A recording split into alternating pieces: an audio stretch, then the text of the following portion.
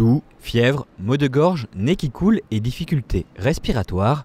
Ce sont les symptômes du coronavirus Covid-19. Ils sont assez courants et peuvent aussi bien être la manifestation d'une grippe saisonnière. Alors qu'un malade atteint par le coronavirus est actuellement hospitalisé au nouvel hôpital civil à Strasbourg, comment savoir s'il faut s'inquiéter ? On est surtout vigilant quand les personnes ont été exposées dans une zone à risque. Donc c'est très important d'avoir les connaissances sur l'épidémie à travers le monde.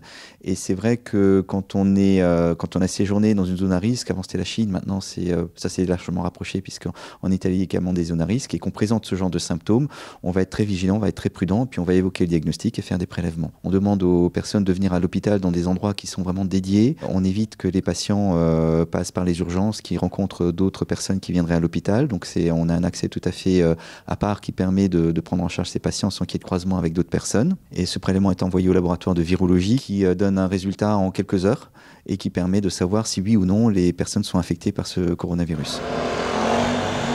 Pour l'instant, pas lieu de paniquer si vous ne revenez pas d'une zone à risque. Si c'est le cas et que vous manifestez les symptômes, une seule démarche, appelez le 15. Les personnes infectées sont prises en charge dans le service des maladies infectieuses de l'hôpital de Strasbourg. Le NHC est prêt depuis plusieurs semaines. Le service de maladies infectieuses a pour mission d'assurer ces prises en charge, donc ça se fait dans le cadre des lits existants, mais sur en effet des chambres dédiées, parce que à pression négative avec un sas qui sont adaptés à cette prise en charge.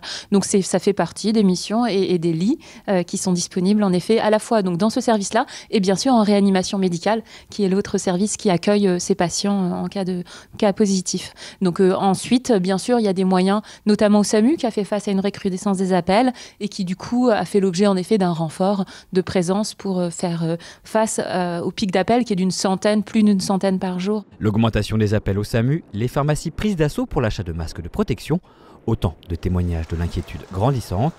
Pourtant, compte tenu de la situation et sauf personne revenant des zones à risque, il n'y a pas d'autres consignes de prévention que celles habituelles pour la grippe saisonnière. Toussez dans votre coude, lavez-vous les mains, etc. Actuellement, nous ne sommes pas dans une situation épidémique en France.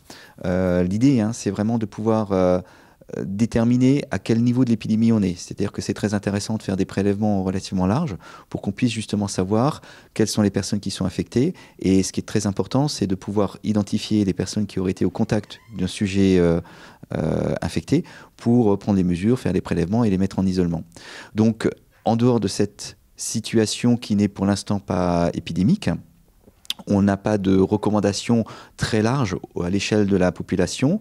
Pour toute demande d'information autour du coronavirus, un numéro vert a été mis en place, le 0800 130 000.